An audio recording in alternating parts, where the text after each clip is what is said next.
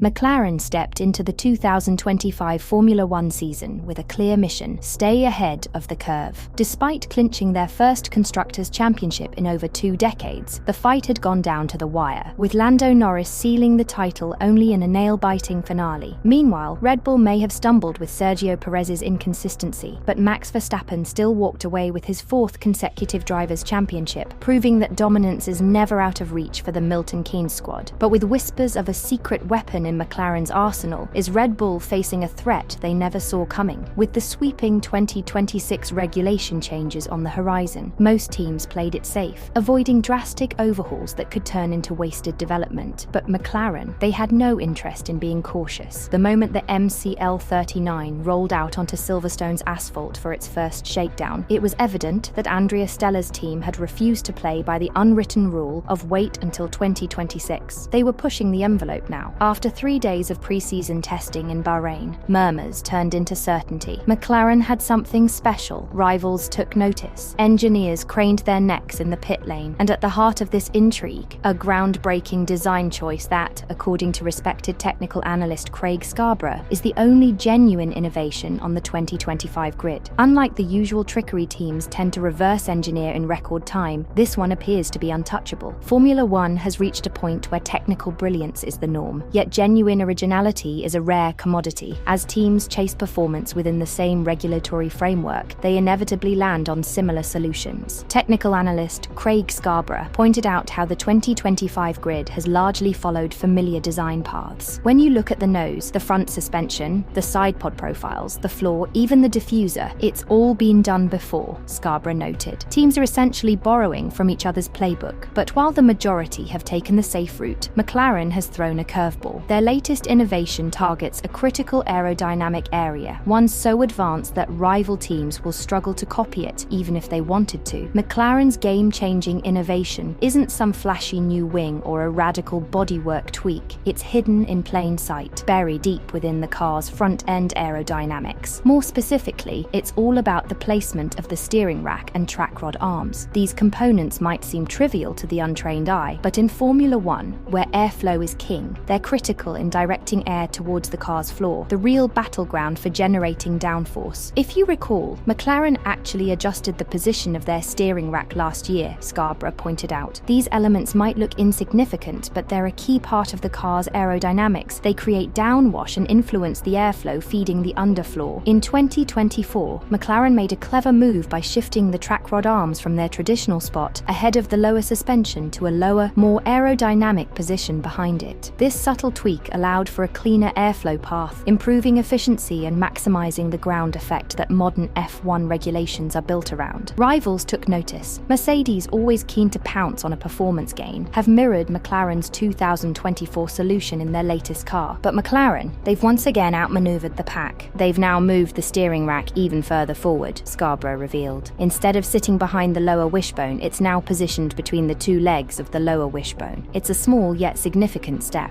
one that could set McLaren apart once more. At first glance, shifting the steering rack might not scream revolutionary, but in Formula One, the devil is always in the details. What seems like a minor tweak can have a ripple effect across the entire car's performance. McLaren's latest adjustment isn't just clever, it's almost impossible for rivals to copy without tearing up their existing designs. That's because every F1 team builds their chassis and suspension as a tightly integrated system. Moving the steering rack and track rod arms isn't as simple as relocating a few components. It demands a full rework of the suspension geometry, additional structural reinforcements, and a fresh look at how airflow interacts with the entire front end. With most teams already locked into their 2025 designs, making such a drastic change now would be like trying to retrofit a jet engine onto a car already rolling off the production line. And that's McLaren's ace in the hole. They didn't stumble onto this by accident. They've been refining it for over a year. Even if a rival team decides to take a page from their playbook for 2026, McLaren will already be miles ahead, armed with a full season of real-world data and refinements. In a sport where tenths of a second separate glory from disappointment, that's an advantage money can't buy. McLaren's latest breakthrough isn't just an engineering triumph, it's a statement. Under Andrea Stella's leadership,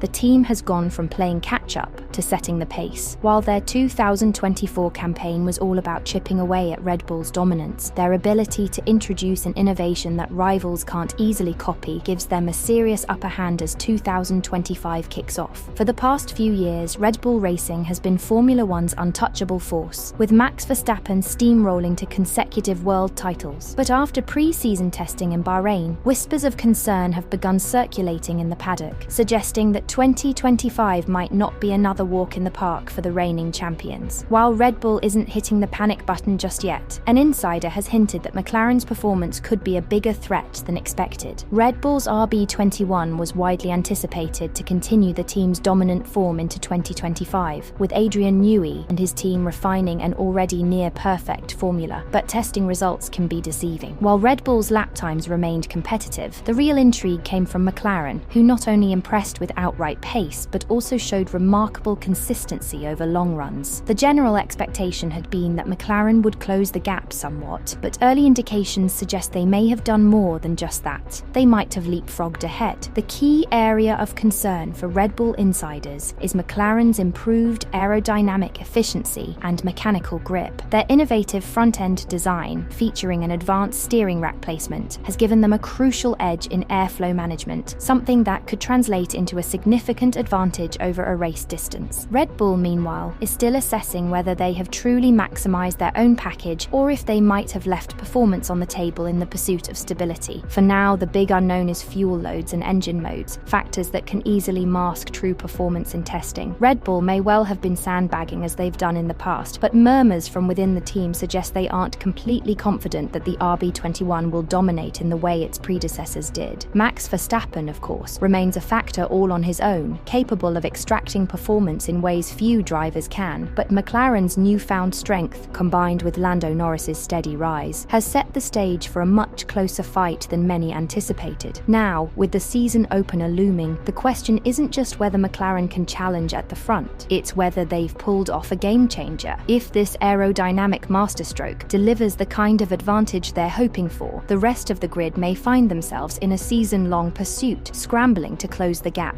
And if McLaren does dominate, they won't just be title contenders for 2025, they'll be setting the tone for the next chapter of Formula One before the 2026 regulations even arrive. Has McLaren finally cracked the code to F1 dominance, or will Red Bull and Ferrari find a way to fight back? Who do you think will come out on top in 2025? Let us know in the comments. Until next time, goodbye for now.